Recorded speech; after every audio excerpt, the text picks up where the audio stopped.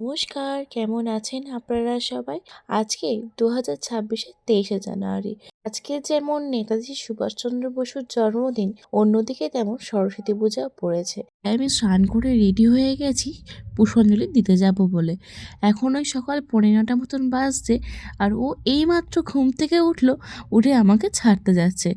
আমি এখন যাচ্ছি আমাদের স্কুলে। এদিকে দেখুন, আপনাদের সাথে কথা বলতে বলতে আমি অলরেডি বেরিয়ে পড়েছি স্কুল যাওয়ার জন্য। আর স্কুলে ঢুকেই আমি দেখলাম এখানে ম্যাক্সিমাম কাজ হয়ে গেছে।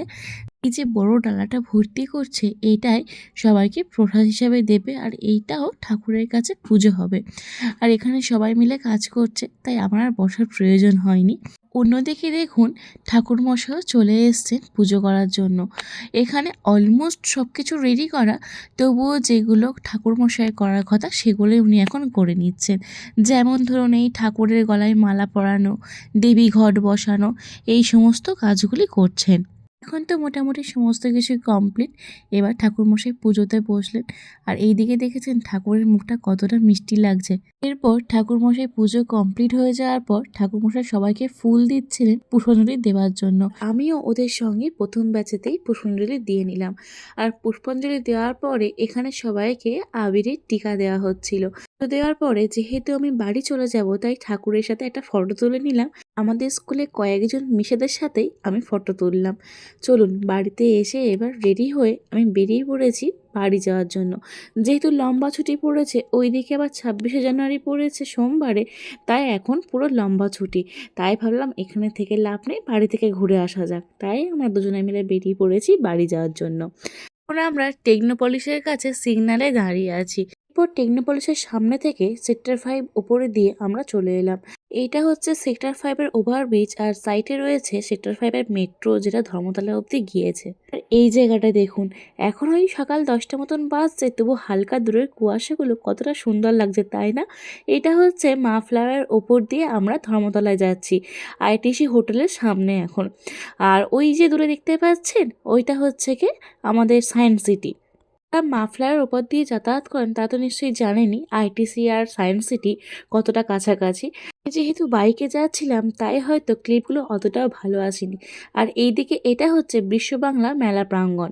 আর ঠিক ওই আইটিসির পেছনে আর সায়েন্স সিটির উল্টো দিকেই পড়বে। আর এই দেখুন, আমরা চলে এসেছি ধর্মতলার কাছাকাছি। এই যে বিল্ডিংটা দেখছেন, এইটা হচ্ছে কি সবচাইতে উঁচু বিল্ডিং ধর্মতলার মধ্যে।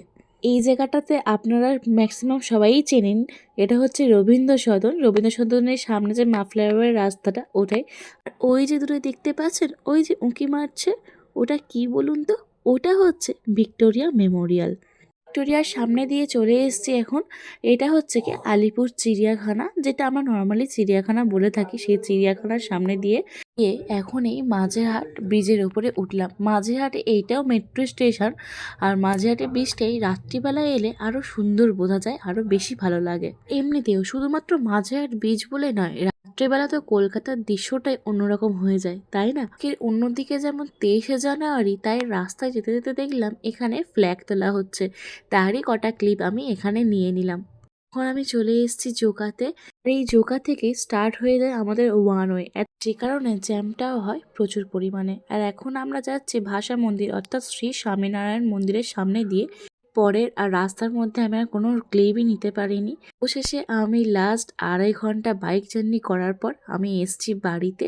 আজকে যেহেতু সব কিছুই ভেজ, তাই এখানে মা বানাচ্ছিল নিরামিষ আলুর দম।